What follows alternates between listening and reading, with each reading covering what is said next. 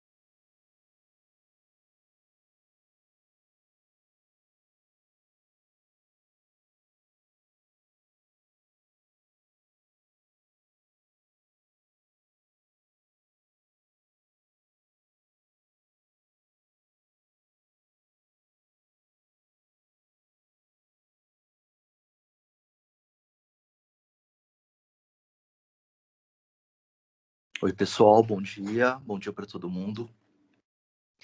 Bom, seguindo nossas apresentações, né? Vamos o Fabrício, o Gabriel, Murilo e o Carlos. Legal. Quem gostaria de começar hoje?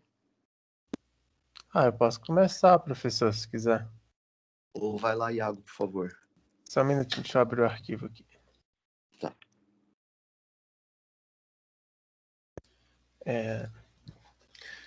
O meu título é Inteligência Artificial e seu uso na polinização autônoma. Atualmente, o resumo, né? Atualmente há um crescente aumento da população e assim uma necessidade por alimentos para suprir essas pessoas. Devido aos impactos dos seres humanos no ambiente, a extinção de espécies e a diminuição de suas populações tem diminuído. Com a crescente diminuição das espécies de abelhas e outros polinizadores, dificuldades estão sendo enfrentadas em plantações, e com isso a necessidade de meios alternativos para suprir uma demanda que cresce constantemente.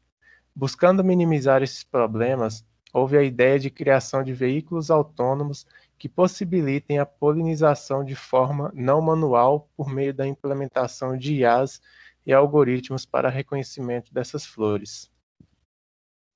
Esse foi o resumo. Aí a introdução. Atualmente, um desafio na sociedade é a alimentação de toda a população. Com os anos passando, os efeitos climáticos sendo cada vez mais caóticos, insetos voadores têm entrado em grande risco de extinção, como, por exemplo, a abelha magangava, muito importante para a polinização, principalmente na cultura do maracujá. Nos Estados Unidos, há uma grande preocupação com essa questão, pois cerca de 24 bilhões de dólares na economia são ligados a esses polinizadores, sem contar a influência dos mesmos na economia doméstica. A necessidade de compras de abelhas para a polinização de plantações tem aumentado, o que acaba trazendo maiores gastos aos produtores e, com isso, um encarecimento de seus alimentos. Dados das Nações Unidas mostram que a população pare de crescer, mas a estimativa demonstra que o ano de 2100 tenha uma população estimada em 10,9 bilhões de pessoas.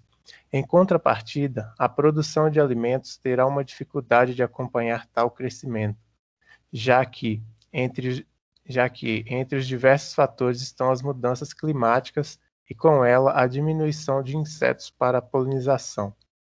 Nos últimos anos, a implantação de máquinas inteligentes tem proporcionado uma grande evolução nos mais diversos campos da engenharia e da ciência. A inteligência artificial também se desenvolveu, sendo aplicada em diversas áreas, como, por exemplo, assistentes inteligentes, reconhecimento de fala, impressões digitais, entre outros. O mais interessante é a substituição de trabalhos repetitivos e desenvolvimento de carros autônomos. Aliando-se à queda do número de insetos polinizadores ao crescimento populacional vivido atualmente, com o objetivo de suprir a demanda crescente de alimentos pela população, há uma necessidade de desenvolvimento de técnicas que possam fornecer alternativas para a demanda crescente de insetos polinizadores. Algumas técnicas diferentes vêm sendo estudadas, e uma que se destaca é a criação de robôs que possam fazer a polinização. Essa alternativa vem ganhando popularidade nos últimos anos para o auxílio em plantações. Atualmente, pesquisadores da Universidade do Oeste da Virgínia vêm tentado implementar um robô capaz de fazer a polinização no lugar de abelhas. É possível amenizar o problema da falta de polinizadores utilizando-se de um robô autônomo que faça o uso da inteligência artificial para o reconhecimento das flores de uma planta e, dessa forma, com o auxílio de um algodão, este fizesse o contato com o pólen e repassasse a outras flores. Essa foi a introdução. Aí na proposta, a solução proposta para a resolução do problema é a criação de um robô que possa voar e fazer a identificação de flores por meio da utilização de deep learning e sensores, e em seguida, para a concretização da polinização, seria inserido um algodão em uma haste mecanizada para que dessa forma pudesse ser passado na antera da flor para a coleta do pólen e em seguida continuaria fazendo esse mesmo processo com o mesmo algodão sujo de pólen em uma outra flor, para que assim haja a troca do pólen.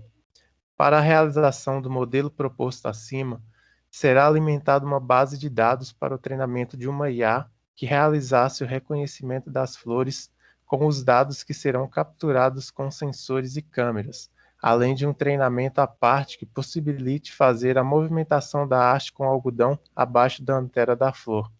Depois de todo o treinamento do modelo, será realizado testes em campo para verificação e validação do mesmo, de modo que seja minimizado ao máximo a possibilidade de erros. É para ler a revisão bibliográfica também?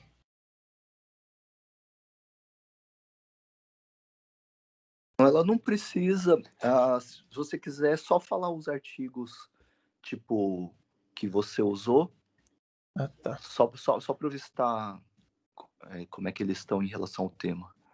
Então, calma, deixa eu vou ler aqui.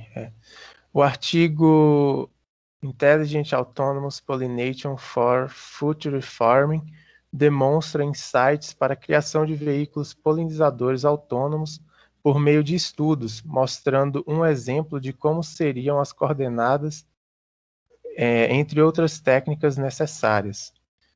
Já no trabalho Design of Autonomous Precision Pollination Robot, demonstra informações sobre um robô autônomo para polinização da Universidade da Virgínia, que se inspira nas abelhas, demonstrando também os conceitos e operações que o mesmo usa, com uma explicação do funcionamento da detecção que se dá por meio de um algoritmo de detecção em tempo real chamado 3D-SLAM.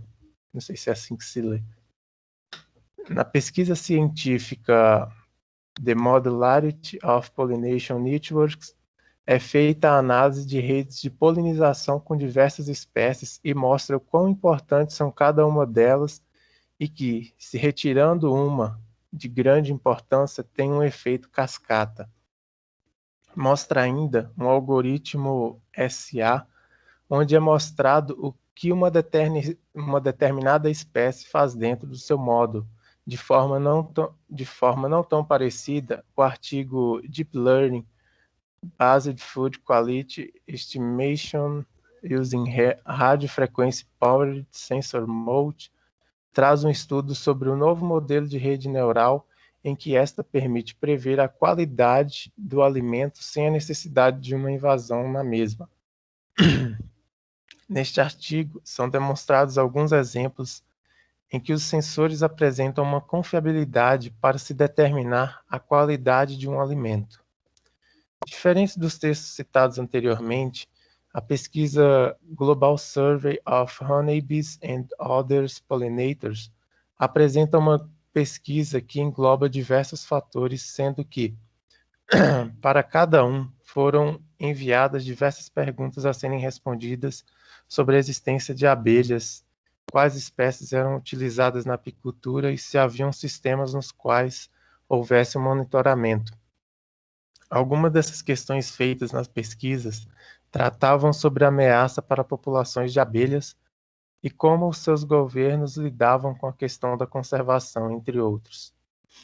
Outro trabalho que trata sobre a investigação e funções da inteligência artificial na agroalimentação é Artificial Intelligence in the Agro-Food System, onde este demonstra como foi estruturada uma pesquisa baseando-se em outras, mostrando que a utilização de IA na agricultura pode ajudar no crescimento, visto que a indústria alimentar tem sido independente ultimamente. Esses foram os 6 artigos.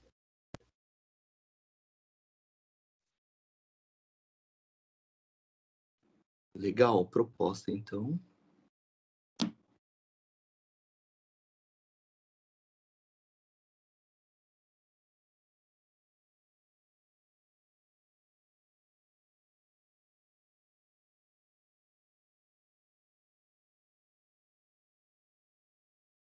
Iago? Terminei, professor, é isso. Não tem depois uma proposta, não? Falei a Já proposta estava antes da em cima do que eu revisão. vi. Entendi. Eu não Tá. sei se... Não, legal. Tem uma coisa para falar para você. Você está com um tema super legal, está com uma revisão bibliográfica super afinada com o trabalho. E é um trabalho que dá para desenvolver depois como TCC, dá para desenvolver como startup. Tem alguns probleminhas para resolver, do tipo drones, quando, por exemplo, tiver vento, coisa assim. Mas, assim, você tem um trabalho bem legal nas mãos. Não sei se você tem interesse em depois continuar, mas ele é bem interessante e várias empresas pode chamar a atenção de várias empresas. Então, a revisão bibliográfica legal, né? Ela está perfeitinha, né? Ela deve estar antes da proposta do projeto, mas talvez você tenha lido depois, pelo que eu falei na semana passada. Se não, daí você coloca antes da proposta, né? A revisão bibliográfica vem antes da proposta, mas ela está muito, muito alinhada. Algumas pequenas coisas que valem para os demais também. Bom, primeiro um detalhe, assim, porque eu estava achando muito legal o texto. Em algum momento, quando você só estava falando de abelhas, tal, você falou de veículos autônomos. Não, desculpa, você falou de carros autônomos. E daí, tipo, tirou o foco do trabalho. Daí eu trocaria só um detalhe por veículos autônomos em vez de carros autônomos. Por isso que depois eu quis ver a sua revisão bibliográfica para ver se tinha com carros autônomos, né? Mas não, estava bem focadinho, estava legal. Uma outra coisa que eu trocaria é tipo minimização ao máximo, minimização, tá? E uma coisa que aparece em vários, ainda acho que não apareceu na semana passada, mas isso acontece bastante, é demonstrados, tá? Demonstrados é uma coisa um pouco estranha academicamente, porque ele leva aquela noção da demonstração, sabe assim, do cálculo, da matemática, assim. Eu trocaria por mostrados ou descritos, tá? Isso vale para todo mundo, beleza? Evitar esse demonstrados, a menos que seja uma demonstração mesmo, naquele sentido que vocês conhecem, né? No cálculo, na geometria analítica, sei lá, onde vocês possam ter visto mais. Mas está bem legal. Falta agora você definir um pouco mais a fundo como. Por exemplo, que tipo de rede neural você vai usar? E daí um tipo de rede neural bem legal, que é muito usada para esse tipo de aplicação, para reconhecimento de imagem, processamento de imagem e tal, são as as redes neurais convolucionais. Então, se você tiver interesse, dá uma olhada nesse tipo de rede, e daí você pode começar a especificar sugestão, tá? Mas porque eu gostei do trabalho. Tipo, que tipo de processamento seria feito no equipamento, tipo no drone, que tipo de processamento seria feito num servidor remoto, por exemplo, tá? Mas está bem legal, né? Talvez falte detalhar mais um pouquinho como, mas você tem um tema, um trabalho super interessante. Então, se Ok, tiver obrigado. interesse, continua mesmo. Vou fazer as alterações aqui. Obrigadão. Tá legal. Obrigado, eu. Então, Pedro agora? Isso. Vai lá, Pedro. O título do meu trabalho é Quantum Cryptography and the IoT Problem. O resumo. Com a chegada da computação quântica, pesquisadores trabalham para desenvolver um novo modelo de segurança, uma vez que os modelos atuais são extremamente eficientes por conta da falta de poder computacional. A computação quântica fez com que profissionais da área de segurança da informação se preocupassem, pois os algoritmos mais seguros utilizados atualmente podem ser facilmente quebrados com a chegada do novo modelo computacional.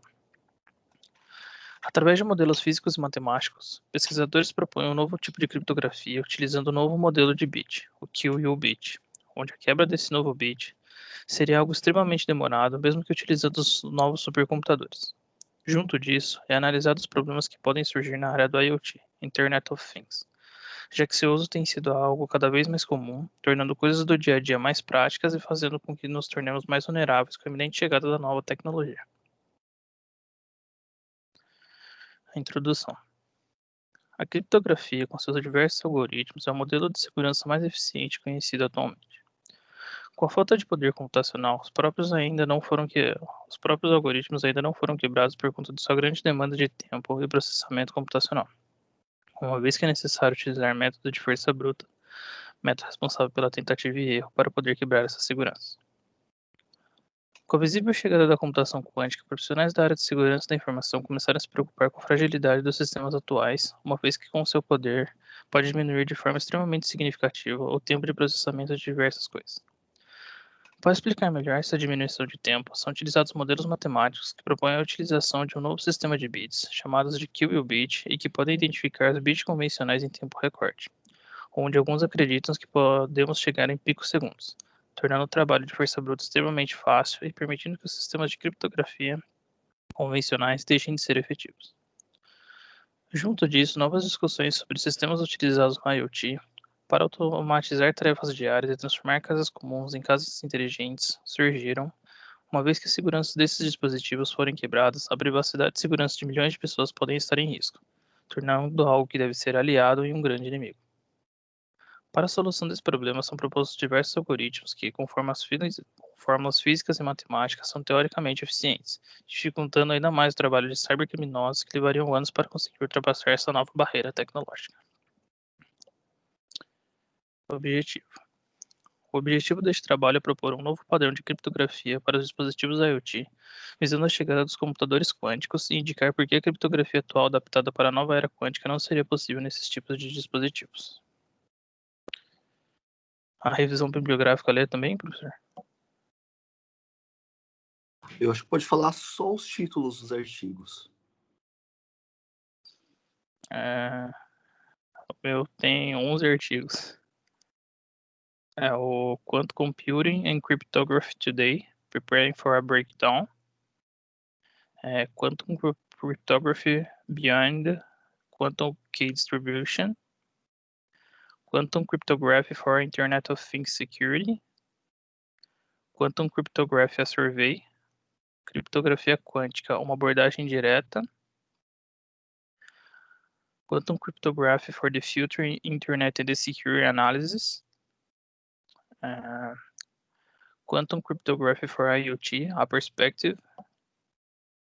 Lattice-based cryptography for IoT in a quantum world. Are you ready? The shortest vector problem in L2 in NP-hard for randomizing seductions. Post-quantum cryptography for ARM Cortex-M4 family of microcontrollers. E Saber on ARM. Agora eu vou ler a Legal. proposta. Com a crescente utilização do IoT, problemas relacionados à segurança vêm aumentando cada vez mais. Para a solução desse problema, foram estudados 3 tipos de algoritmos de criptografia baseado em reticulados. O primeiro algoritmo baseado em reticulados surgiu em 1998, proposto por Hofstad, Piper e Silverman, e ficou conhecido como NTRU. A criptografia baseada em reticulados. A criptografia baseada em reticulados utiliza conceitos de problemas matemáticos complexos responsáveis por criar esquemas de reticulados. Reticulados são um subgrupo n-dimensional de um vasto conjunto de Euclides e é caracterizado por um conjunto regular de pontos, mais precisamente o conjunto R elevado a n, base formado pelo vetor B1 até Bn, composto em R elevado a n, e é definido por LB, onde B de x e B está composto em z elevado a n, onde B de x é a multiplicação de matriz pelo vetor. Existem 2 principais tipos de problemas de reticulados, sendo eles o Shortest Vector Problem, SVP, e o Closest Vector Problem, CVP. Shortest Vector Problem, SVP. Consiste em encontrar um vetor não nulo mais curto em um reticulado para diminuir a norma euclidiana. Esse problema é NP difícil para reduções aleatórias. Para a solução do problema dentro da norma euclidiana, os algoritmos são divididos em 2 classes, onde um problema é resolvido em tempo superexponencial e o uso de memória polinomial, e algoritmos que necessitam de tempo e espaço de memória de forma exponencial. Closest Vector Problem, CVP. Consiste em um dado vetor W, busca-se encontrar um vetor V que é o mais próximo possível de W, visando minimizar a norma euclidiana W menos V. A solução deste problema é NP-hardness, se mostrando mais complicado que o SVP. O tempo para a solução desse problema é dado por 2 elevado a log de 1 menos e de n, onde e é dado por log do log de n elevado a c para um c menor que meio. Baseado nesses 2 problemas, foi desenvolvido um problema computacional conhecido como Learning with Problems, LWE, onde o problema consiste em achar um vetor S a partir de uma matriz A e um vetor B, onde B é definido por B igual a A vezes S mais E, sendo E um pequeno vetor de erros com tamanho desconhecido, tornando o problema exponencial em N. A redução do pior caso de SVP para LWE só é possível com um algoritmo quântico. Problema dos algoritmos de criptografia na era quântica. Muitos algoritmos propostos utilizando o conceito de criptografia atual, SHA-2 e SHA-3, para a nova era computacional utilizam a ideia de chaves públicas e privadas. Esses algoritmos são eficientes, pois para serem quebrados é necessário utilizar um método conhecido onde o script, através de tentativa e erro, tenta acertar o hash gerado pela criptografia para poder descriptografar a mensagem e assim descobrir o conteúdo da mensagem sigilosa, o que demanda muito tempo com o poder computacional atual.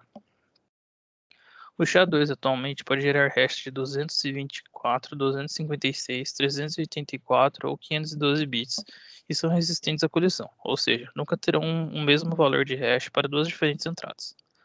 Para os sistemas atuais, ele é o algoritmo mais seguro e mais utilizado. Porém, com a chegada dos computadores quânticos, esse tipo de criptografia começou a ser questionado. A partir disso, começou a desenvolver teorias para melhorar o atual SHA-2, onde, para efetuar essa melhoria, seria necessário dobrar ou até triplicar o número de bits e utilizar o novo qubit. Para sistemas embarcados, isso se torna inviável, pois são sistemas sem muito poder computacional, com pouco espaço de armazenamento e que não recebem muita alimentação, sendo assim algo extremamente difícil de implementar em sistemas tão simples. A proposta de solução do problema será implementar um algoritmo de criptografia de reticulados baseado em CVP, onde este algoritmo será colocado à prova contra um invasor que estará utilizando a maneira de quebra conhecida como força bruta. No total, serão feitas 3 rodadas de teste, onde, se a segurança do algoritmo não for quebrada em 3 horas, seus dados serão comparados com 2 algoritmos RSA, onde essa comparação se dará pelo número de bytes gerados por segundo. Se os valores se mostrarem menores que os dois comparados, significa que o algoritmo foi aprovado, se tornando um grande concorrente para a era pós-quântica, e poderá ser usado para desenvolver um algoritmo quântico do tipo LWE. É isso. Legal. O trabalho evolui bastante, tá bem legal. Ainda tem algum problema só de organização, para falar a verdade, viu? Que é tipo assim, na proposta, na maior parte da proposta, você pegou coisas da revisão bibliográfica, não pegou? Essas descrições dos algoritmos, os problemas. Sim. Então, isso, né? Então, isso vale para todo mundo também. Isso dá pistas que essa parte aí devia estar na revisão bibliográfica. No seu caso em particular, como é um trabalho um pouco mais teórico, né? Enfim, a revisão bibliográfica pode ser maior.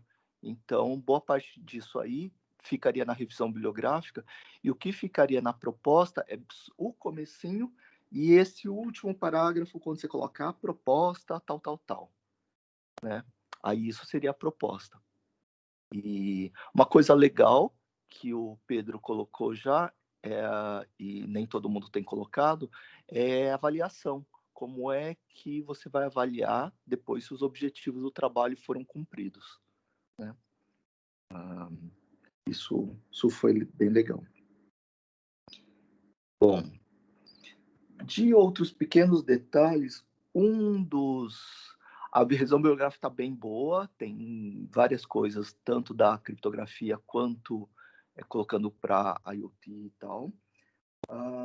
Tem uma referência lá que eu não li, né? Então, só você vai saber dizer o quanto tem a ver com o seu trabalho ou não. Em princípio, só pelo título, parece que seria um artigo a ser retirado da bibliografia, que é um que tem microcontroladores no título. Mas daí o resto tá... Ele eu pretendo tirar porque antes o trabalho estava indo para um viés que eu estava utilizando ele, mas agora já não estou mais. Tá, legal. Imaginei, porque, enfim, né, ele tá num outro foco, né? E os outros estão legais, estão bem bons, estão bem dentro. Uma outra, assim, mas detalhe mesmo, né? Embora QU, né, fosse pronunciado assim, exatamente como você falou, normalmente as pessoas pronunciam, porque o QU é de quantum, né, como Q só uma vez. Então, qubit. Tá? Então, ok. Só enfim, de detalhezinho. Mas bem legal, acho que avançou bastante e, né, tá com cara de projeto. É um projeto difícil, né? Você sabe, né? Porque tem bastante coisa matemática, né? Como Sim. a criptografia costuma ter, mas tá bem legal, tá na direção certa. Sofri legal. Um pouco para procurar sobre os problemas super complexos da matemática, mas foi. Aham. Então, mas agora tá, né, ficando redondinho. Legal.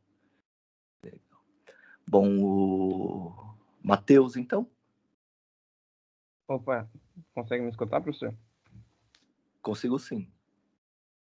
Bom, o título do meu trabalho é Cybercrime Enhancers, Problems and Solutions Applied.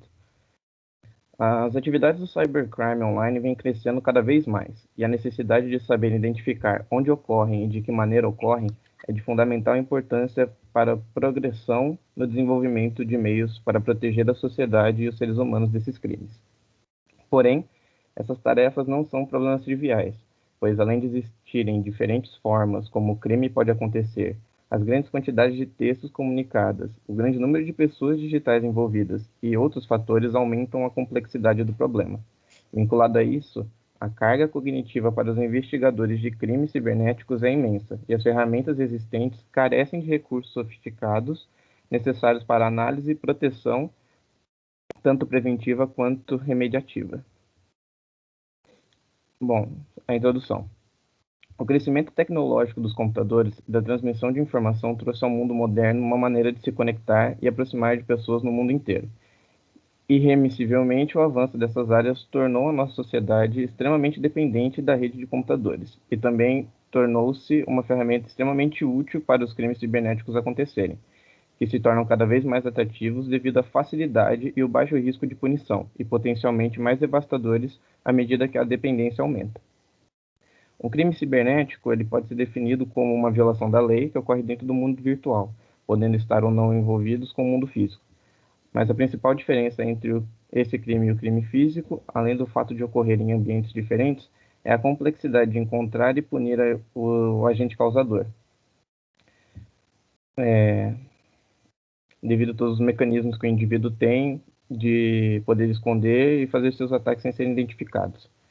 Bom, o crime cibernético está se tornando uma preocupação séria. O número de vítimas de crimes cibernéticos vem crescendo de forma significativa.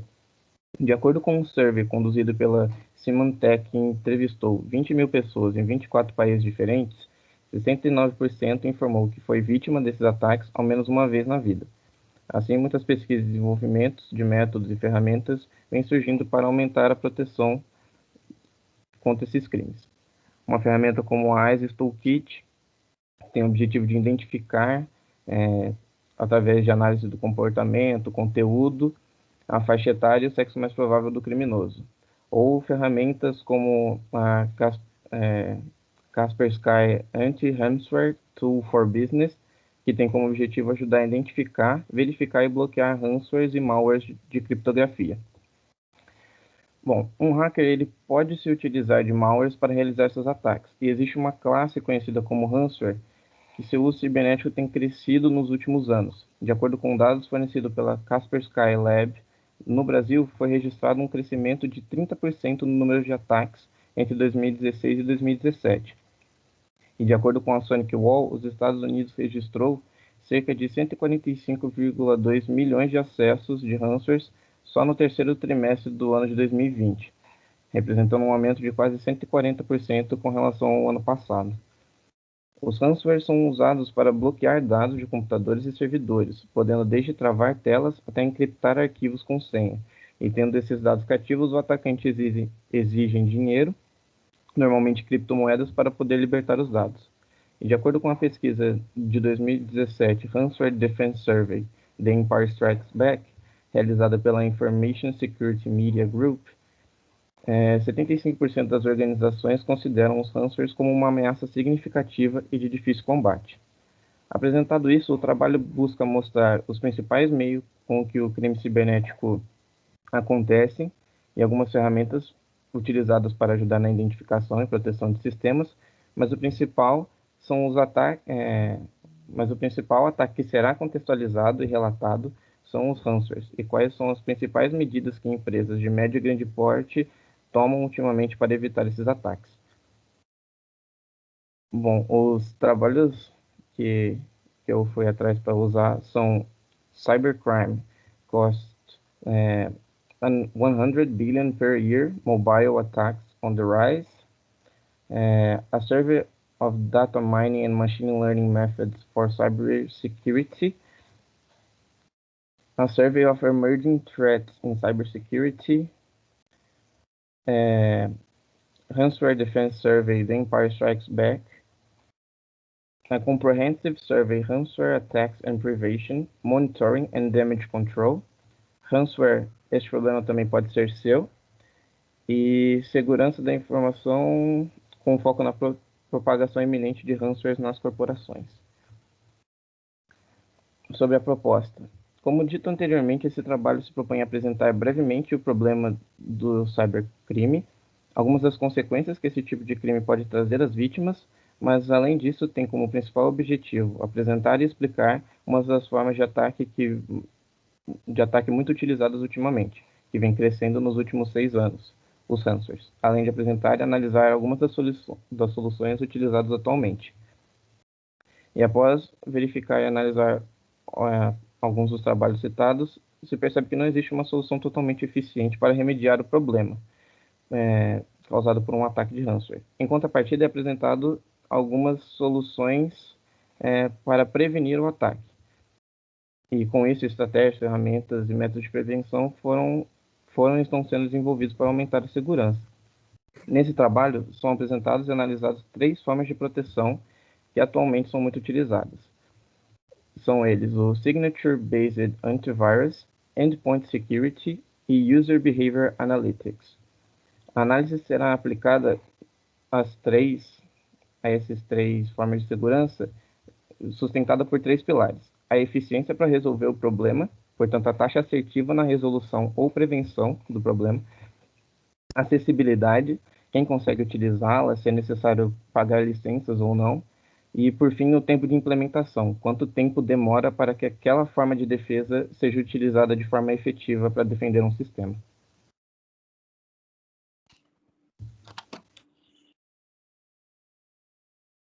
É isso. É isso? Legal.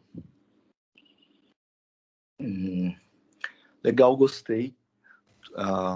Uma coisa que foi legal no seu trabalho é que as coisas que eu pensava, e tá faltando isso, na sequência você já falava, em particular das soluções que você pretende testar, já falou das 3, já falou de como testar, enfim.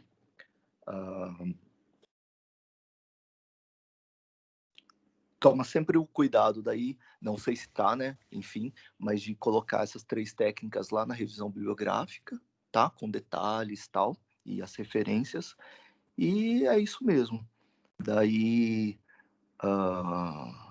enfim. Então, eu acho que tá bem redondinho. Tá certo. Legal. Valeu, Obrigado, Matheus. professor. Obrigado. Deixa eu só ver Antes de continuar, deixa eu só ver uma coisa aqui.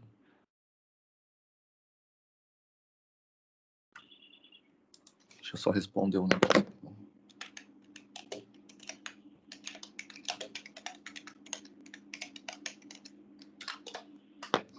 Bom. Agora vem o César. Antes, só um minutinho para eu aproveitar e fazer a chamada. Beatriz, Carlos, César, Christopher, Fábio, Fabrício, Gabriel, Iago,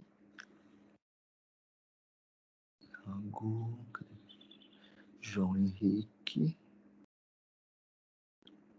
Luiz Vinícius, Marcelo, Marco,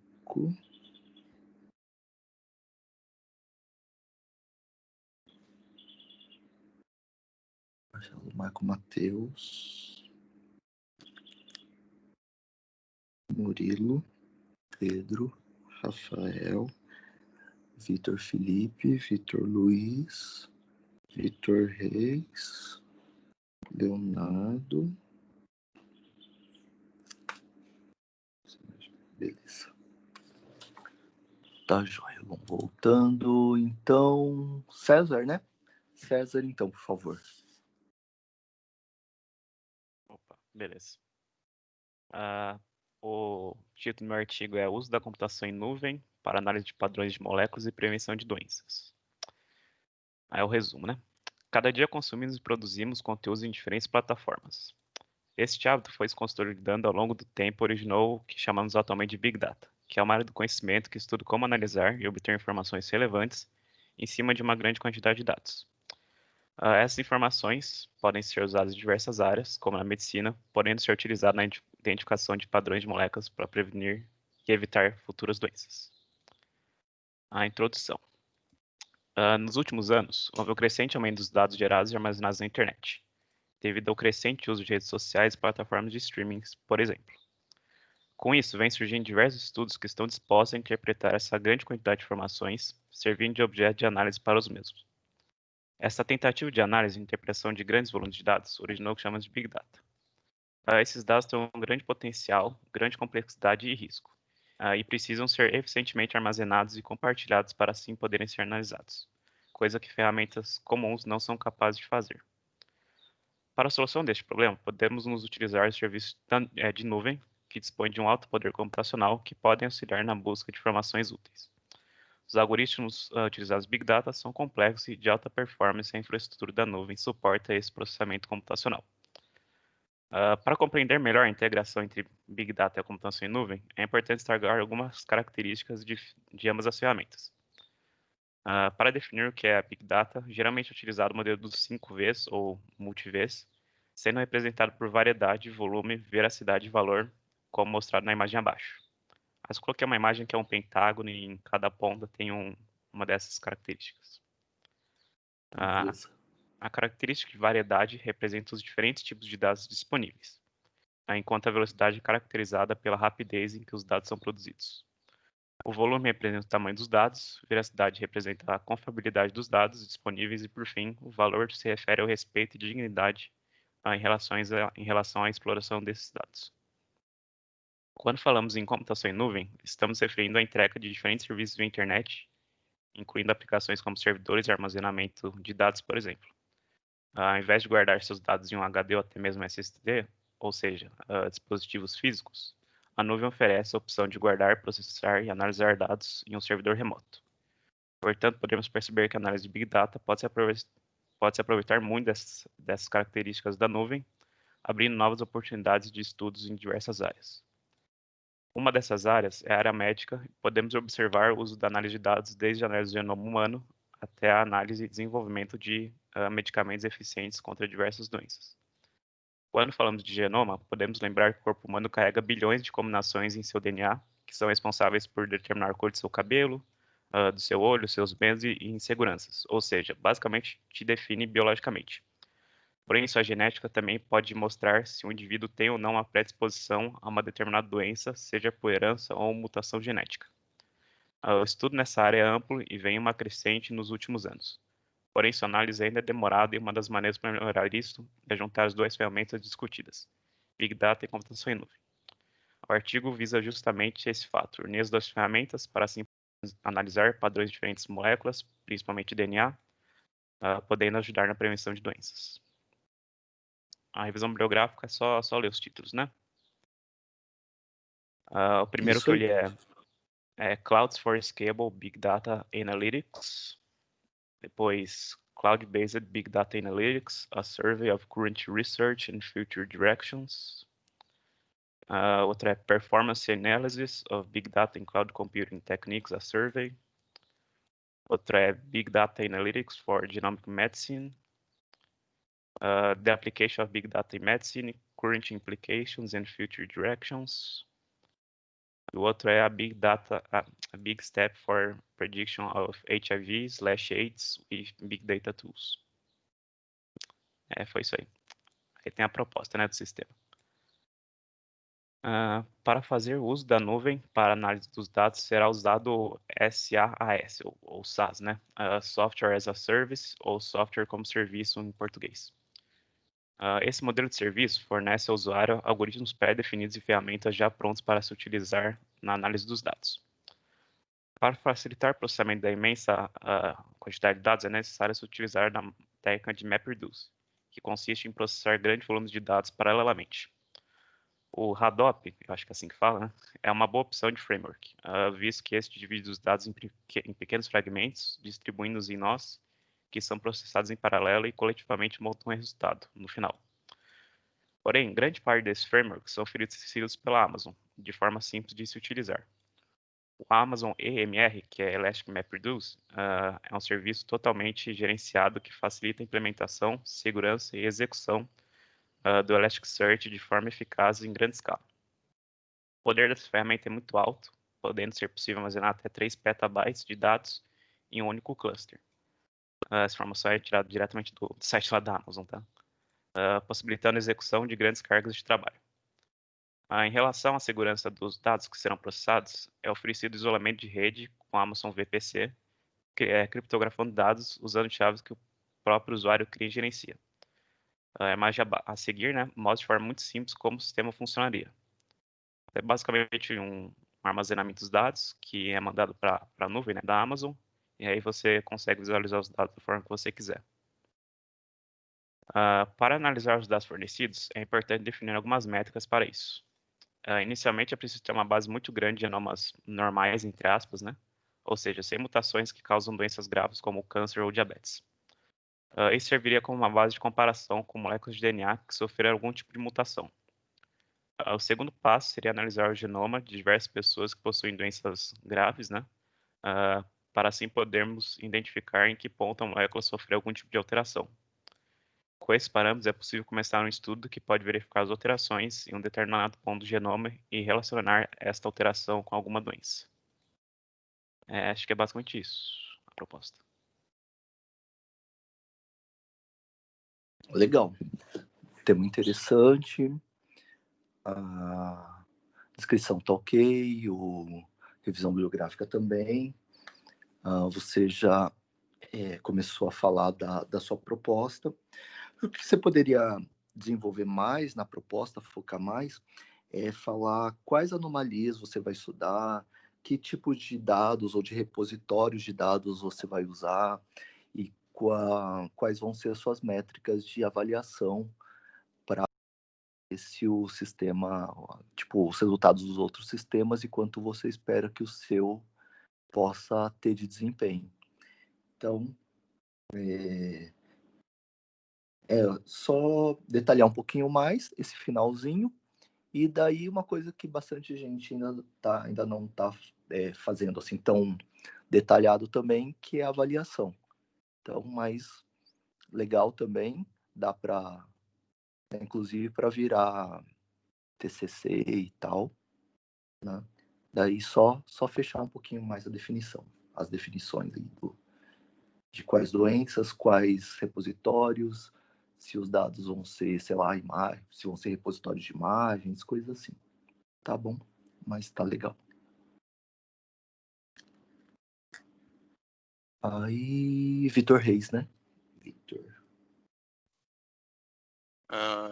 O meu título é Pesquisa sobre a Inteligência Artificial na Busca de Tratamentos Médicos. É o meu resumo. Na atual pandemia mundial causada pelo vírus Covid-19, a resolução para problemas pode ser custosa e longa. O diagnóstico pode ser demorado e, caso contrário, com uma alta taxa de falsos positivos. Uma vacina leva anos para ser desenvolvida por cientistas, mas com a ajuda da inteligência artificial é possível que esses problemas sejam solucionados. Esse artigo consistirá em soluções existentes e pesquisas já executadas até o presente momento, na qual foram usadas soluções com IA e diagnósticos, prognósticos, fabricação de medicamentos e vacinas. O vírus Covid-19, causa da maior pandemia nas últimas décadas, mostrou as diversas dificuldades ao serem enfrentadas, causando diversas mortes inesperadas.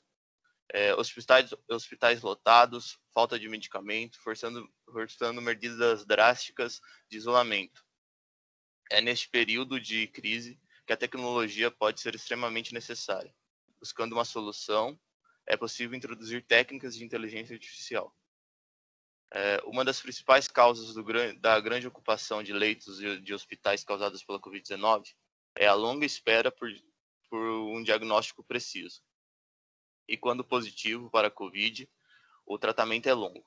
Diversas pesquisas já feitas mostram resoluções de problemas médicos baseados em IA, buscando diagnósticos mais precisos e possibilidades de prognóstico. Com essa ideia, pode-se utilizar a mesma tecnologia para prover diagnósticos mais rápidos e mais precisos, diminuindo o número de ocupações de leitos de hospitais. Outro ponto é a criação de medicamentos específicos para o tratamento do vírus. Com a tecnologia atualmente disponível, não seria possível criar uma vacina do zero, mas pode-se pensar em uma melhoria de algumas vacinas já existentes, que surtam efeitos no vírus em questão. Mas isso também poderia levar anos para ser feito.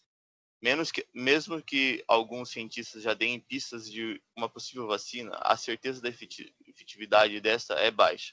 Em 2019, uma universidade na Austrália criou uma vacina aprimorada contra a gripe, desenvolvida por uma IA. Com isso, é possível pensar-se em uma solução efetiva com a ajuda da técnica de IA. Fato que o Covid-19 exige medidas e soluções urgentes. Porém, IA na medicina mostra-se ser o próprio futuro. Não somente para este vírus, mas para muitos problemas médicos que são imprecisos ou que custam muito tempo. Neste artigo, será feita uma pesquisa sobre o tratamento da Covid-19, buscando melhores prognósticos e encurtar períodos de tratamento. Aí a revisão bibliográfica. O artigo Inteligência Artificial Machine Learning, Diagnóstico Auxiliado por Computador e Radiografia, Avanços na Imagem em Direção à Medicina de Precisão, aborda técnicas de reconhecimento de imagens na medicina, reconhecendo biomarcadores prognósticos que podem fornecer respostas aos tratamentos de doenças, assim como o artigo O Papel da Inteligência Artificial e das Técnicas de Aprendizado de Máquina, corrida pela vacina do Covid-19, mostra soluções de IA e Machine Learning que já foram utilizadas em tratamentos medicinais, propondo assim a utilização do mesmo no tratamento de Covid-19, provando ser uma ferramenta para a medicina. A pesquisa Inteligência Artificial e Big Data para a pandemia coronavírus também mostra as diversas utilizações de inteligência artificial e Big Data no tratamento do Covid-19, mostrando ser possível aplicar para soluções como rastreamento de surtos, estruturas do vírus, tratamento de doenças e fabricações de vacina. A pesquisa feita pela NASA, Inteligência Artificial para Prognóstico, trata sobre o uso de IA em prognóstico de sistemas mecânicos, detectando falhas futuras com uma taxa de acerto extremamente alta. Essa mesma ideia pode ser aplicada em prognósticos médicos. Outros praticáveis métodos para auxílio de medicina é exposto em inteligência artificial na medicina, onde mostra aplicações de robôs para monitoramento de tratamento, detectando mudanças de padrões, efeitos colaterais, estados psicológicos. O problema dessa abordagem se trata pela falta de consideração ética extremamente importante para os médicos. Um outro artigo válido, a abordagem de inteligência artificial lutando contra o Covid-19 com drogas reutilizáveis, utilizando uma plataforma de IA, foi procurado medicamentos antigos que podem ser efetivos no tratamento da Covid-19. Essa IA identificou 80 drogas comercializáveis com potencial de ser viáveis. A minha proposta.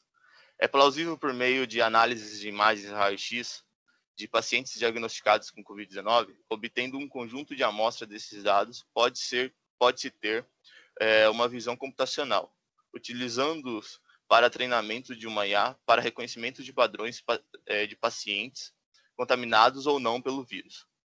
Utilizando ferramentas como TensorFlow ou OpenCV, ferramentas de machine learning muito utilizadas para desenvolvimento de visão computacional, também é possível aproveitar as mesmas ferramentas para analisar os melhores tratamentos viáveis para cada paciente. Para isso, será necessário uma grande quantidade de testes prévios, já aprovados para uma boa amostragem. Através de medicamentos e vacinas testados e, portanto, confiáveis de outros vírus do passado semelhantes ao Covid-19, e o cruzamento dos ativos desses com os focos do vírus no organismo, é realizável o treinamento de uma IA para acelerar e auxiliar a produção de um medicamento para o tratamento eficiente e confiável. É isso, meu texto. Beleza. Legal, você escolheu um tema bem novo, né? Ele tá quase redondinho. Tem algumas coisas que, enfim, eu não me lembro exatamente dos termos, mas logo no começo aí você falou que, em algum momento, se não me engano, que o objetivo do trabalho era comparar, né? Depois, no final, parece que já era, tipo, analisar e até auxiliar na produção, né, de medicamentos, né?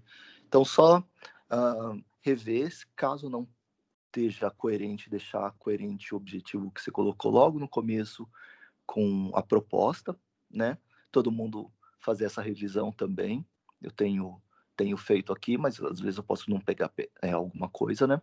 Então, de deixar o objetivo lá, que estava mapeado logo no começo, coerente com o que todo mundo está propondo. E legal, a proposta eu achei bem legal, mas eu achei um pouco ambiciosa. Por exemplo, se você fosse fazer isso, desenvolver realmente,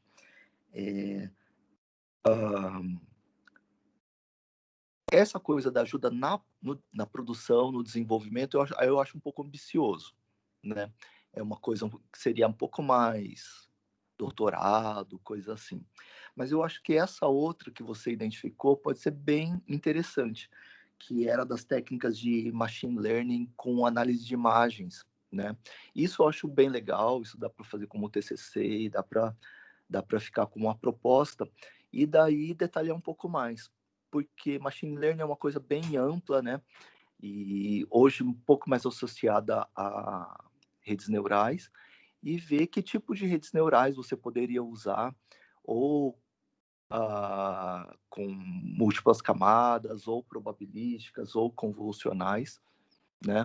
E, por exemplo, dar uma olhada no que outros caras nessa sub-área usam, e daí, tipo, deixar um pouquinho mais específico, né? Qual tipo ou quais tipos de machine learning você usaria e que resultados você pretenderia alcançar, né? Por exemplo, essa da detecção, mas poderia ser, já que o foco é só esse, né? Poderia ser um pouco mais ambicioso, do tipo, ver quais levaram complicações, por exemplo, a efeitos secundários da doença.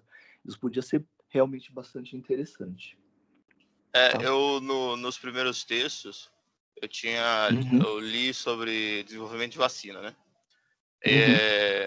Aí eu achei que era possível. Mas aí, conforme eu fui lendo mais textos, eu vi que ninguém tinha feito isso ainda. Ninguém desenvolveu uma vacina inteiramente com IA. O que eles já fizeram, que foi a faculdade que eu citei, na Austrália, eles apenas aprimoraram uma vacina da gripe. Mas desenvolver do zero, não. Esse negócio, acho que tem uma coisa mais, uma proposta de doutorado e tal, né? Mas a outra eu acho bem factível, né? Acho que daria para fazer. Entendi, legal. Obrigado. E daí depois colocar também alguma coisa de como avaliaria, né? Se deu certo, então, sei lá, como você vai fazer? Você vai entrevistar a pessoa, se já tem os resultados, né, da evolução dos casos em algum repositório. É isso aí, mas legal. Beleza. O Cris, né? O Cris lá, por favor. Meu microfone tá pegando? Pra você? Tá sim, Cris. Dá Ok. pra ouvir. O nome do meu artigo é Produção de Medicamentos Guiada por Machine Learning. Resumo.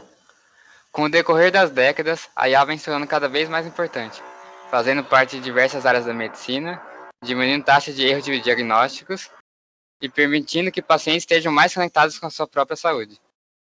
Essa tecnologia passou a ser aplicada na área farmacêutica, hoje com o mapeamento da sequência de aminoácidos, proteínas, e a capacidade de otimizá-las, é possível reduzir custo na fabricação de novos medicamentos, valor que desde a década de 60 vem crescendo. Com o mapeamento de diversas sequências de DNA para alimentar a IA, é possível utilizá-la para otimizar múltiplas propriedades biofísicas de uma vez, iniciando a fase de testes com maior chance de sucesso. Introdução. A criação do Perceptron em 1958 deu início à primeira geração de redes neurais. Apesar de ser extremamente simples e ter uma capacidade limitada de resolução de problemas, classificação de formatos, permitiu que hoje, com o desenvolvimento de arquiteturas mais complexas, com mais camadas e uso de algoritmos de aprendizado optimizados, a capacidade de solucionar problemas de diversas áreas, possuindo agora a capacidade de interpretar dados mais complexos e com uma taxa de erro muito menor. Com isso, é possível encontrar Deep Learning em diversos lugares, como em companhias de cartão de crédito para detecção de fraude, análise de raio-x, valorização de imagens, previsão de tempo, prover recomendações personalizadas a clientes e, por fim, o uso de detecção e tratamento de doenças. O uso de IA na medicina passou a ser cogitado no final da década de 50, onde passou a atrair a atenção de cientistas de dados pelo fato de haver diversas tarefas de raciocínio estereotipadas. Foi identificado que essas tarefas eram estruturadas e passíveis de automatização. Sempre que é pensado em uma doença, é passado por epidemiologia, patologia, diagnóstico, tratamento e prognóstico. Como medicina é um campo amplo, IA foi aplicada em diversas áreas, de maneiras diferentes, como problemas de reconhecimento de imagem, gestão automática de banco de informações, automatização dos laboratórios, diagnóstico auxiliados por computadores e diversos outros. Como IA está presente em diversos ramos da medicina, também pode ser aplicado na área de desenvolvimento de novos medicamentos, onde com o passar do tempo, o desenvolvimento de drogas tem se tornado cada vez mais ineficiente, mesmo com um avanço no conhecimento de doenças. Na década de 1960, o custo para produzir um novo tratamento partindo da descoberta ao mercado era de cerca de 100 milhões de dólares, com a correção da inflação. Hoje é necessário 2,5 bilhões de dólares para fazer o mesmo.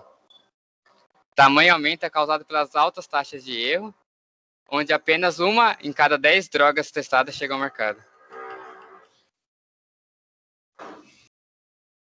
É possível diminuir esse custo e aumentar a chance de sucesso utilizando Deep Learning para determinar durante o processo de desenvolvimento do medicamento as sequências de aminoácidos com melhores propriedades biofísicas, como estabilidade, potência, solubilidade, entre outros. Assim, tendo múltiplos parâmetros optimizados desde o início do desenvolvimento, que atendem aos requisitos de um medicamento potencial, entregando apenas moléculas com ótimas propriedades biofísicas e bioquímicas para testes clínicos. Eu vou citar as referências que eu usei na revisão bibliográfica. Machine Learning Driving Protein Engineering. O segundo, uma pesquisa sobre aprendizado profundo, um pequeno passo em direção à IA. Terceiro, diagnosticando o declínio na eficiência de P&D farmacêutica. IA na medicina, o espectro de desafios do Medicine Care à medicina molecular. Inteligência artificial e técnicas de mineração de dados em medicina. E medicina de desempenho, a convergência da inteligência artificial e humana. Minha proposta, com o intuito de resolver o problema crescente da indústria farmacêutica, será desenvolvido um modelo computacional utilizando Deep Learning para otimizar múltiplos parâmetros biofísicos e bioquímicos no início do desenvolvimento do medicamento. Para isso, é necessário ter uma grande quantidade de bibliotecas de DNA que contém informações como para qual a sequência de aminoácidos uma proteína pode sofrer mutação. Essas bibliotecas irão passar por um processo intensivo de seleção, onde as proteínas serão divididas entre alta e baixa performance. Esses dados serão utilizados para alimentar a IA do modelo, e após ser treinada, será possível obter para cada parâmetro um panorama contendo os picos de performance, e com esses dados é possível construir bibliotecas de alta performance. Para verificar a capacidade do modelo, será utilizada uma biblioteca de síntese de proteína para reproduzir as previsões recomendadas, onde será analisada a acurácia do sistema, comparando as propriedades biofísicas e bioquímicas da proteína previstas e obtidas na prática.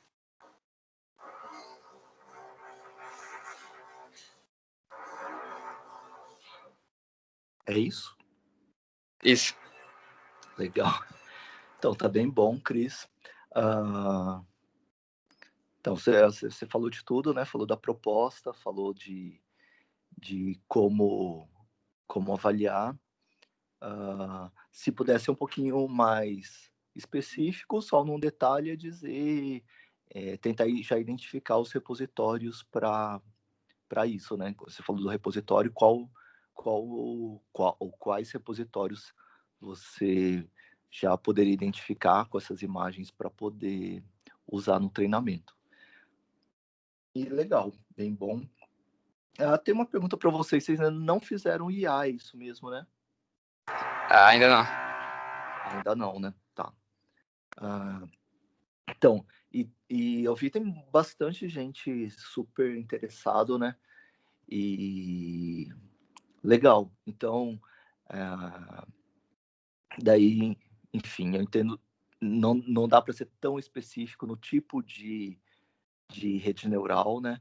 Que eu comecei a falar já, mas depois que eu me toquei que vocês não estudaram, né? IA, enfim. Mas, de qualquer forma, é um negócio para quem tiver interesse, como vocês, boa parte de vocês parece ter interesse, né? Em dar uma olhada. Tem 2 aulas que eu passei por uma turma de segundo ano do noturno de jogos. Então, tipo, acho que dá para ver mesmo você ter visto, tipo, as coisas anteriores de IA. Daí, quem tiver interesse, dá uma olhada lá no YouTube, lá no canal Genakamite, procura Redes Neurais 1, Redes Neurais 2, deve estar na playlist Streams, que é essa, tipo, da gravação das aulas. Então, enfim, quem tiver interesse, só para, né, enfim, como tem muita gente falando de redes neurais, de machine learning ou de deep learning, né, que é para redes neurais multicamadas, né, com várias camadas e daí por isso profunda, quem sabe dar uma olhada lá. Mas legal, bacana. E um trabalho bem difícil esse seu, Cris, né? Se não for fazer, enfim, das proteínas tal, mas enfim, se achar um repositório de imagens legal, dá para fazer sim. Legal. E Vitor, né? Vamos lá, Vitor. Isso. Primeira introdução. Os coronavírus são uma grande família de vírus comuns em muitas espécies diferentes, incluindo camelos, gado, gatos e morcegos. Raramente esse tipo de vírus que infectam animais podem infectar pessoas. Em dezembro de 2019, ocorreu a transmissão de um novo coronavírus, o qual foi identificado em Wuhan, na China, e causou a Covid-19, sendo seguida, disseminada e transmitida pessoa a pessoa. De acordo com a Organização Mundial de Saúde, a minoria dos pacientes com Covid-19 podem ser assintomáticos, e aproximadamente 65% dos detectados requer atendimento hospitalar por apresentarem dificuldade respiratória. Pesquisadores e agências governamentais em todo o mundo temem que a pandemia pode afetar uma grande proporção da população mundial, e por conta disso diversas tecnologias foram lançadas, enquanto outras estão se tornando ainda mais valorizadas. Soluções que vêm se mostrando úteis em período de distanciamento social estão crescendo e sendo utilizadas no mundo todo para combater, prevenir e entender melhor o comportamento do vírus na sociedade, como algoritmos de machine learning, que ajudam a prever o número de casos em diversos cenários, e também algumas tecnologias que podem ser utilizadas em campo, como drones e a internet das coisas, fazendo com que o distanciamento social seja cumprido e que ocorra também um rápido atendimento caso haja uma situação emergencial. Aqui os artigos que usei foram COVID-19 Future Forecasting Using Supervised Machine Learning Models, A Comprehensive Review of the COVID-19 Pandemic and the Role of IoT, Drones, Artificial Intelligence, Blockchain and 5G in Managing its Impact, Defensive Modeling of Fake News through Online Social Networks, Deep Learning COVID-19 Future on CXR using limited training datasets, e o último, Artificial Intelligence Techniques for COVID-19. Bom, a minha proposta enquanto a situação da pandemia continua a se espalhar pelo mundo, o planeta está sentindo um grande impacto na economia e também nos injuriados. Mesmo com a diminuição dos casos, infelizmente, bilhões de pessoas ainda estão tendo que lidar com a ameaça do vírus em seu dia a dia. No entanto, várias tecnologias novas estão emergindo para lidar com os impactos da pandemia do Covid-19. Primeiramente, a internet das coisas. Em tempos recentes, o IoT ganhou um grande foco devido à sua utilidade em diversos setores diferentes. Isso ocorreu devido ao grande aumento do uso de Near Field Communications, NFC, nos dispositivos móveis e aplicações de hoje em dia, o que permite a comunicação entre eles e sistemas de TI.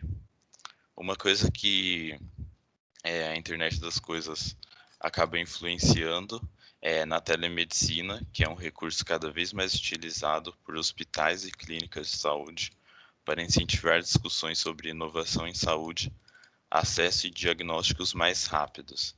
Em tempos de pandemia do novo coronavírus, esse recurso se tornou imprescindível para preservar a saúde de funcionários, colaboradores e pacientes. E uma segunda coisa que está ajudando bastante também é a inteligência artificial, que desde sua chegada se provou como uma das maiores inovações no ramo da tecnologia. Se utilizada corretamente, ela tem grandes chances de ser uma ferramenta muito útil contra a pandemia do Covid-19. Abaixo mencionei algumas áreas que ela ajuda. A primeira é a detecção de fake news, que com o passar do tempo as redes sociais, como Facebook, WhatsApp e Twitter, entre outros, se tornaram plataformas onde há um grande tráfego de informações.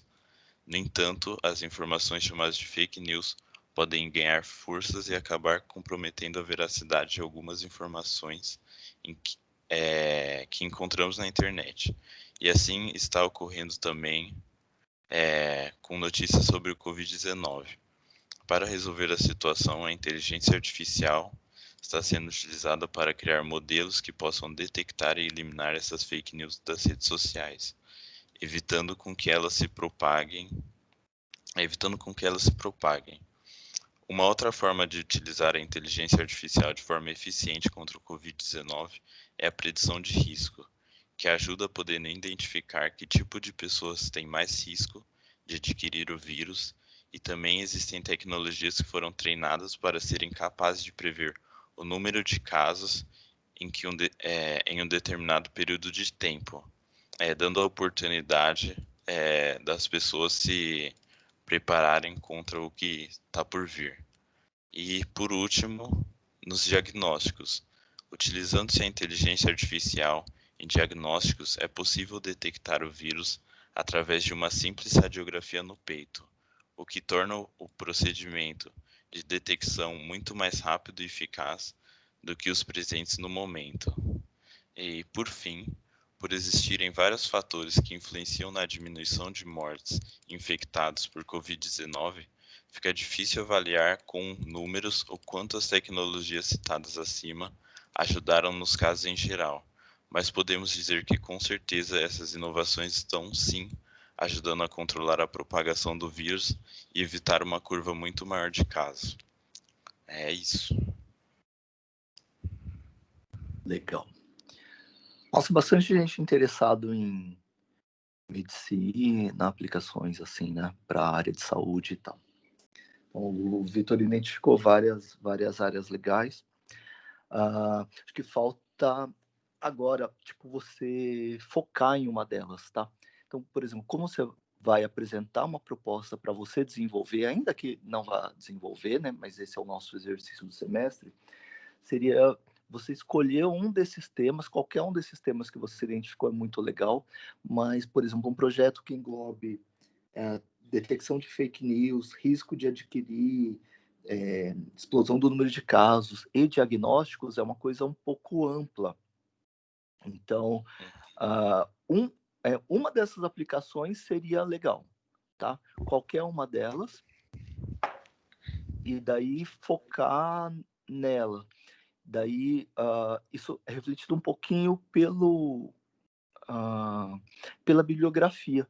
Então, assim que você focar, por exemplo, às vezes eventualmente, você pode ter que trocar alguma referência bibliográfica, alguma que não tenha a ver com o subtema escolhido, e daí você tem que ler mais alguma outra coisa.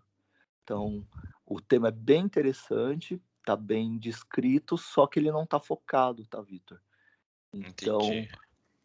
tá? Qualquer uma dessas É. aplicações, do tipo fake news, é legal, sobre risco é legal, diagnóstico é legal, mas uma linha de frente para batalhar na pesquisa. Entendi. Eu tava achando mesmo que tava meio geralzão. Pra próxima eu vou tentar focar mais em um só. Legal. Talvez tenha que, né, trocar alguma referência, né, ler mais alguma coisa depois de você ter escolhido. Tá bom? Sim. Mas tá joia. Obrigado, professor. Nada, obrigado eu. Bom, acho que temos tempo para mais um. Alguém gostaria?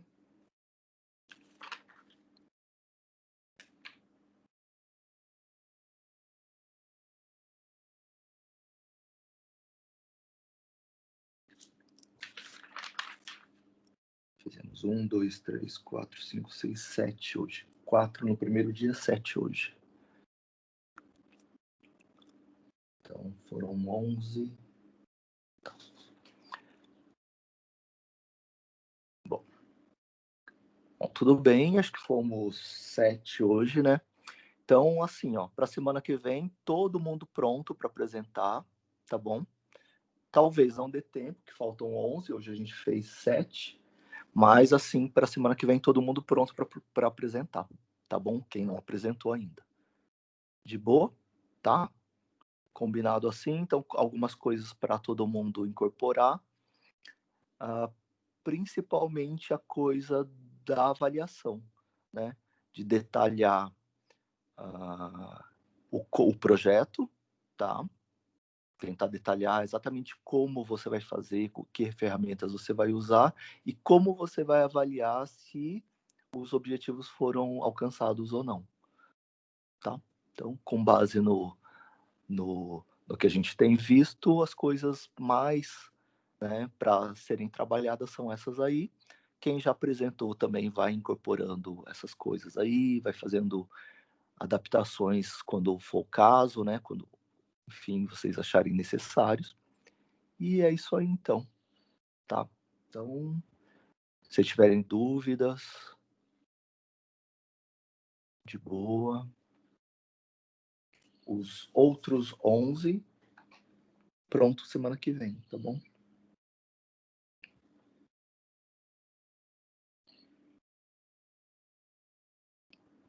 Então, bom, obrigado pela presença.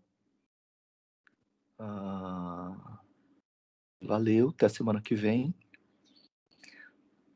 Né? Trabalhem nos textos aí. Lembrem que, tipo, depois que todo mundo terminar, uma última avaliação vai ser esse texto corrigido, tá? Então, a última avaliação escrita. Então, todo mundo vai fazendo alterações caso considerar necessários. Valeu, moçada. Boa semana para todo mundo. Ok, obrigado, professor. Até mais. Valeu, até mais, Iago.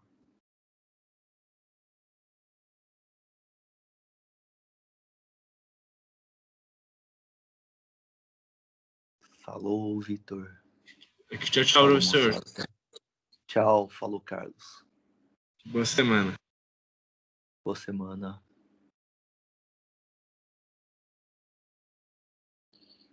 O Cris e o Vitor que iam fazer entrevista ontem, é isso? Vocês ainda estão aí? Eu não consigo ouvir, professor.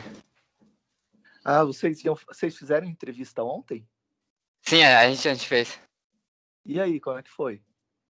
O cara praticamente perguntou sobre o curso inteiro. Aham. Isso é bom.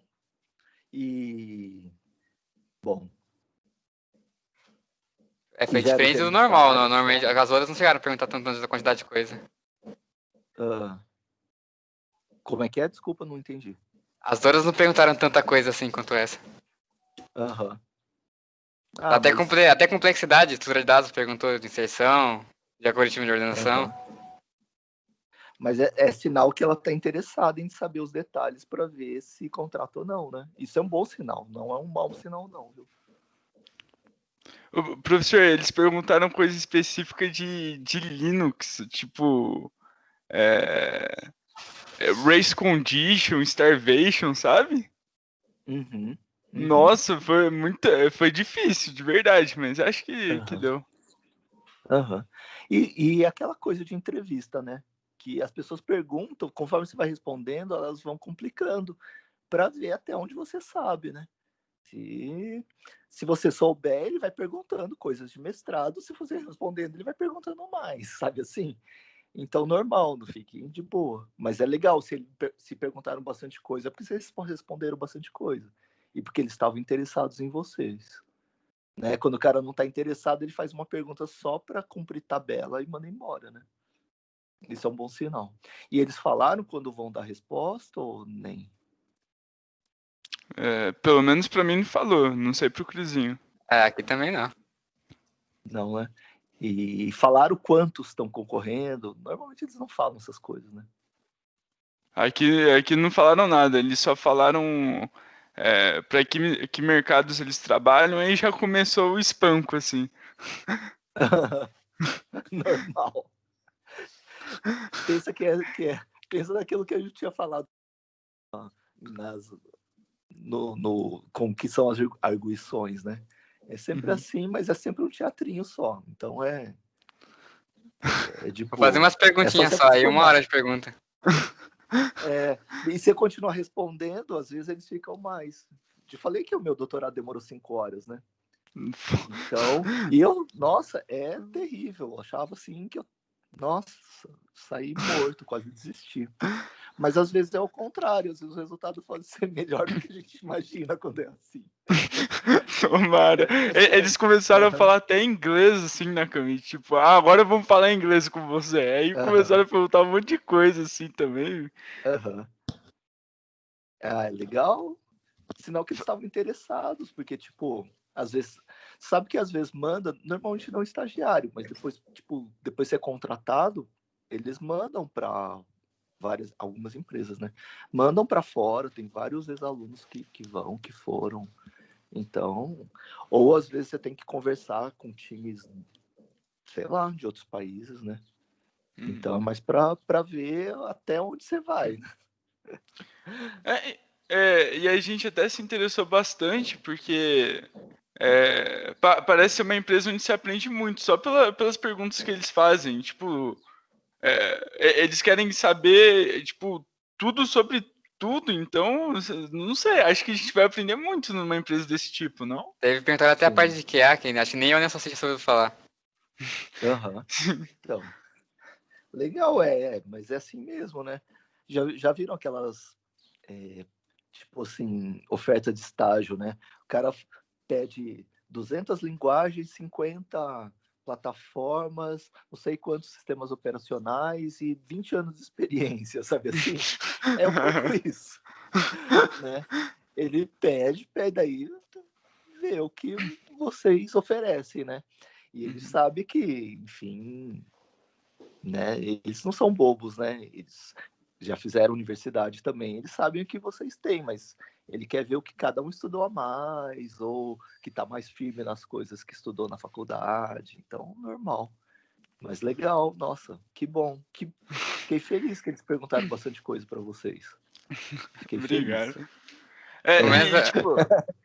Foi a entrevista mais legal que eu particularmente já fiz, assim. Foi muito louca. Os critérios de avaliação eram bem mais definidos nessa aí. E daí, tipo, algumas outras características eles já filtraram. Por exemplo, características comportamentais, coisas assim, né? E daí foi uma coisa mais técnica. E daí, enfim, para ver se você entra no time ou não, né? Que é uma coisa legal. Que bom. Tomara. Se não der essa, que vai ser em outra, mas, pô, já tem boas chances de ser nessa. Tomara, né? E sempre pensar que tem outros caras, que os caras que chegam nessa fase são outros caras que mandam bem também, né? Então, enfim, na eventualidade de não dar certo, vocês estão no perfil. Né? Se não for certo de uma vez, se não der certo de uma vez, vai ser em outra. Que legal, fico feliz. E quando sair resposta, vocês me falam. Uhum. Nakamite, o Cris me lembrou, eu passei em outro também, num grupo de empresa chamado Movile. Eu passei no iFood lá. Aí eu já fiz entrevista com o É o grupo RH do e iFood. tal. Oi? É o E- grupo do iFood, eles têm uns joguinhos de criança famosos também. Não sei. É o Play Kids, acho. É, Isso, joguinho com 50 milhões de jogadores. E aí eu fiquei em dúvida, porque assim, pelo menos a seleção da Movile é totalmente assim, não técnica. Eu não tive que fazer nada técnico, teve só uma dinâmica em grupo. E eu já tô assim, a um passo de entrar lá. E só que assim, pela minha experiência, da Daitan foi muito mais profissional no sentido de que exigiu que eu tivesse conhecimentos, mesmo que eu não passe, eu achei muito mais profissional a entrevista deles do que do iFood, por exemplo. E aí, qual que é a sua opinião? Tipo, tem algumas empresas que privilegiam mais essas habilidades interpessoais, né? Você saber conseguir se relacionar, ter liderança, ou conseguir, quando você não está num cargo de liderança, conseguir seguir instruções, essa coisa da empatia, de criar relacionamentos, né? De criar alianças, sei lá, né? Não sei que tipo de dinâmica de grupo vocês fizeram, de identificar quem é líder, enfim. Tem uns Professor, exercícios desse tipo. Oi. isso não pode ser um tiro no pé? Porque, por exemplo, pode ser que o cara, ele, sei lá, ele tenha ele fale muito bem e, tipo, ele passe algo que ele não é. Sim, a ideia é que você não necessariamente tem certeza de qual perfil que eles estão procurando. Às vezes eles querem um cordeirinho que não abre a boca e só obedece. Estou exagerando um pouquinho, né? Fazendo uma metáfora assim, né? Mas é mais ou menos assim. Então, para cada tipo de cargo, talvez tenha habilidades não técnicas específicas para aquele cargo lá. E é um pouco isso que eles devem estar procurando. Tem algumas empresas, eu sou mais da opinião do Vitor, do tipo do Soldeira, né? Do tipo que se eu fosse fazer recrutamento, eu envolveria também. Eu acho habilidades interpessoais importantes, mas eu acho também habilidades técnicas importantes, e não só confiar na universidade, no curso que ele vem na universidade e no histórico escolar, tipo assim, né?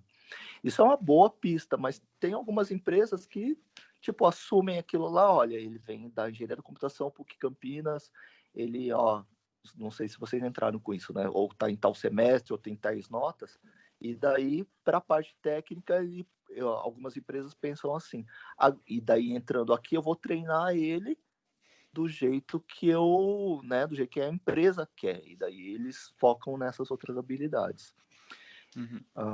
Mas nesse caso, como eles conseguem tirar tanta informação em um videozinho de 2 minutos de cada participante? Realmente não entendo como é que eles fazem isso.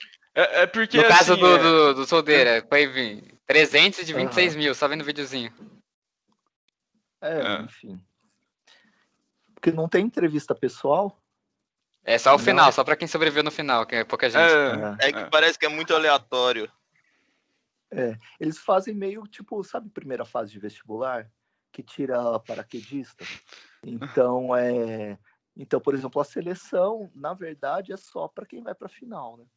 E daí, nas outras fases, eles vão tirando o paraquedista, né? Tipo, o cara que vai lá e fala, e que, do ponto de vista deles, não teria condições. Então, tipo, às vezes pode cometer um monte de injustiças, né? Do tipo, você ser bom o suficiente e cair numa fase anterior. Mas dificilmente você, depois que, se você for passando, sei lá, né, gravar milhões de vezes, ter auxílios e tal, se você, quando for para presencial, vai conseguir ter o mesmo desempenho, né? Então, e daí por isso que na última fase sempre tem uma percentagem a mais lá para filtrar esses casos aí e para, no caso de não ter, pegar os melhores dentre os supostamente melhores, né? Mas acho que eles tentaram tirar paraquedista. É que no Ah, caso Mas da Mobile, eu e o Lu, a gente perdeu pra gente de marketing financeiro, com engenharia química, não nossa, bem nada a ver em relação à É, computação. eu fui na Uhum. dinâmica de grupo na Commit. No meu grupo lá, não conhecia ninguém. Tinha uma menina de engenharia química, Aham. tinha um rapaz. Tinha um rapaz da PUC também, acho que ele faz software, chama Alexandre. É, e aí tinha uma menina de marketing e outro rapaz que tinha feito 3 faculdades e saído das 3, assim. Nossa, aham. Ele começou com análise e desenvolvimento de sistema, ele saiu, aí foi para engenharia de software, saiu, aí ele foi para sistemas de informação, um negócio assim. E cê- Aí, Depende oi? para ver que cargos eles querem, né? Sei lá. Então, Pode a ver. maioria queria back-end ali. Eu acho que só a Ah, moça olha. só a moça de marketing que queria ir para a área de marketing mesmo, mas o resto era tudo back-end, assim. E tinha até uma menina, Nossa. tinha uma menina de engenharia elétrica da USP de São Carlos também, que queria back-end. E, tipo, Nossa, assim, eles pegam tudo também, hein? pegam tudo. É meio bizarro, assim. É Porque bizarro mesmo. antes você não tem nenhum tipo, nada para selecionar nesse quesito de lógica, sei lá, tem aqueles testes básicos de lógica, sabe? Tipo, Uhum. quantos ovos tem Tipo meia teste de QI, dúzia? assim. Basicamente, Ah, é muito, e é é mais, muito suave. é mais simples do que eu pensei, então. É muito simples, de Aham. verdade, é muito É fácil. aquela de testar palavras, isso é tal, aquilo é tal, então aquilo é. Você ficava Aham. juntando frases. Aham. Quando eu E. fiz, tinha um monte de teste de QI, assim, e eu fiz esses, assim, igual você estava relatando, em banco. Que em banco eles pegavam graduando de qualquer área, e daí para virar gerente do Citibank, dessas coisas assim na época. E daí tinha formando de todo lugar, de tudo quanto é área de humanas, para ser gerente de banco e tal. E daí, só que eu não passei nenhum, eu passava nas técnicas, né? Essas eu passava bastante, nessas aí eu não passava, porque, enfim, tinha Eu tô caras com o melhores nas Nakamichi. coisas de liderança, de não sei o quê, eu não passava nenhuma. E eram os que pagavam mais, eu ficava doido. Mas eu não passei nenhuma. Agora, nas de computação eu costumava passar. Mas as de computação sempre tinha essa parte mais técnica, né? E é meio bizarro mesmo para vaga de back-end ter uma fauna assim tão, né, diversa.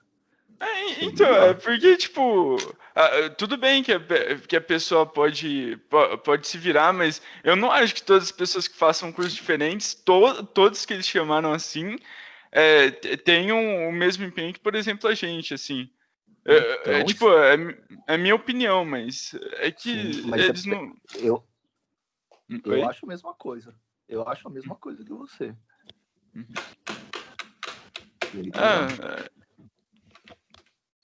Na sua época já tinha bastante vaga só para inclusão, ou Nakamichi? Não tinha nenhuma. Não existia isso aí. Não, isso não existia em lugar nenhum. Agora. Mas antes nem se falava, na minha época nem se falava dessas coisas, assim. Nem se falava, não tinha nada, não. E, enfim. Mas. Legal, Oi, desculpa, né? Não, pode falar, fala aí. É que o que chamou bastante atenção da gente é que, por exemplo, a Daitan é menor do que o iFood. Aí a Daitan, que é menor, seleciona mais tecnicamente do que uma empresa, tipo, gigante, assim. Mas a iFood é um negócio também que ela não é tão antiga, ela cresceu e estourou, né? Então não dá para saber como internamente a estrutura dela, assim, né? Tipo, como ela vale muito, talvez tenha, enfim, nem sempre precisa ser necessariamente bem organizado, né? Às vezes o próprio boom, assim, o fato de crescer muito, talvez, enfim, talvez tenha, né, colocado muita gente nem tão capacitada assim no meio, né? Sei lá, e daí cada um Cada um faz de um jeito, né? Não sei se é o caso, tô falando de forma geral, não tô falando sim. especificamente dela, né? Uhum. Sei lá. Enfim, mas depois vocês falam, mas eu achei estranho uma fauna tão grande para back-end, né? Se fosse para, sei lá, gerência de projetos, até podia, sei lá, alguma outra, uma coisa mais administrativa, né? Mas uma coisa tão técnica, sei lá. Você conhece a Cid? Cid, sim. O Salsicha foi recusado 8 vezes seguidas sem nenhuma razão. A gente só enviava na commit, aí depois de um mês, a gente só enviava o currículo, assim. Aí depois de um mês eles falavam não. Aí, de novo, aí não. Aí de novo, não. A gente mandou 7 vezes, né? 7 ou 8, não lembro. Vocês pelo menos levavam um mês. Eu recusava na hora, mano. Era mesmo? O currículo na hora eu já recusava, mano. Talvez. Provavelmente é o cara do RH lá. Que se, por exemplo, acho que virou pessoal já. Pode ser. Tipo assim, se não tinha processo seletivo aberto, acho que a pessoa já falava, não, em vez disso, falar outra coisa. A gente não recebeu nenhuma ligação se quer qualquer coisa. Ou como diziam na minha época, é o estagiário do RH que tava fazendo isso aí. Tipo, tá sem processo seletivo, já fala não. Então, sei lá. Banir a gente da empresa. Estamos na listinha negra deles. Esse chato aqui de novo, nossa. Sei lá. A gente sacanagem começou a mandar 2 vezes a mesma vaga, 3 vezes depois. Mas da nossa turma tem bastante gente que passou lá. A gente brinca e tal, mas passa bastante gente, O César já tá trabalhando lá. O Murilo passou também, né? O Murilo. Murilo também. Tem umas coisas que... A Bia, né, também. A Bia. E vocês nem foram chamados, assim, não. Só levaram não de cara. Sim. Não leva pro pessoal, viu? Não leva pro pessoal. Já parei de mandar. Empresa ruim, né? Empresa ruim. As coisas Tô brincando. nem sempre funcionam do jeito que a gente acha que deveriam funcionar. Então leva pro pessoal. Acontece. Né? Sei lá. É porque lá também tem quem abriu o e-mail não foi a pessoa certa. Então, deixa quieto. É porque lá também tem a trindade divina do curso, não, Naka? Tem o Caio, o Marcos e o Bruno. Ah, tá. E... não sei. Acho que eles já foram contratados, né? O Marcos, pelo menos, já foi. Alguns deles já saíram. Eu acho que foi todo mundo. E foram contratados, né? Todo mundo. Enfim. Eles estão de trainee, não é? Sim, mas trainee vai virar júnior depois que termina, não é? Mas acho que agora já é CLT, já essas coisas assim. Será que não? Acho que sim. Sei lá. Já tem. Onde a gente passa da porta, ô Salsicha? Oi? Não, mas estágio já é CLT. Estágio? Eu aceitei a vaga na Dextra com CLT já. Ah, é? Na minha época não era, não. Nossa, eu tô velho mesmo. eu fui falar pro meu pai que era CLT, ele também ficou, nossa, CLT? O seu pai é da minha época, tá vendo? Não tinha nada de não. Então tá. Pô, mas... legal. E agora que rola mesmo, né? Na minha... E depois vários anos, assim. É novembro e primeira quinzena de dezembro que rola de verdade. Pior que a maioria começou em agosto, a maioria. E vai estar indo até agora o processo. Nossa, não deram resultado? Tem alguns que nem o do Carlos, os resultados saem em fevereiro. Ai, credo. Nossa. É muito longo esse processo seletivo, né? Não, nem da Motorola, não. Eu fui recusado pelo todo de Campinas. Porque a maioria quer agora, né? Tipo, começo do ano que vem, ou faz uma contratação agora só para segurar, né? E daí faz um treinamentozinho bobo lá, tipo, né?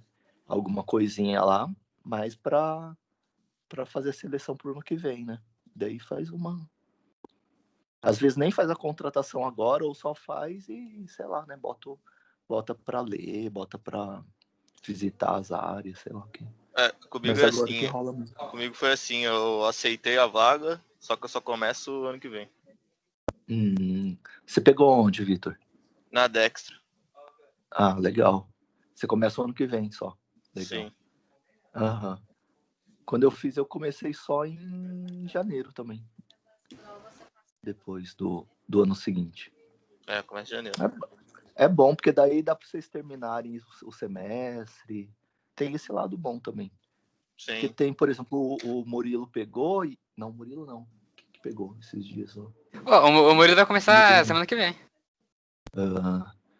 E tem mais alguém também que pegou, que daí... O Nicolas. Que daí vai começar também. E daí ele tá todo... Porque... ele tem que estagiar às vezes de manhã, e daí tem as aulas, tem as provas, enfim, né? Então, às vezes, é até bom que comece depois de passar esse período de provas, pelo menos, né? Legal. Boa sorte aí pra vocês, tá? Qualquer coisa vocês me falam aí. Quando sair o resultado lá. Tá? Inclusive na móvel lá. Tá. Vamos ver o que dá. Uhum. Mas eu acho que eu já tô meio inclinado pra outra mesmo. Pra Daitan. Se der certo. Sim. Mas é isso. Verdade. Legal, então. Obrigado, Falou, viu, moçada. Nakamichi? Valeu, obrigado aí. Manda notícias quando sair a resposta de lá. Pode deixar. Alguma resposta Falou. sai. Falou, moçada. Falou, Boa sorte. Nakamichi. Tchau, professor. Falou. Até semana que vem. Obrigado. Até. Valeu.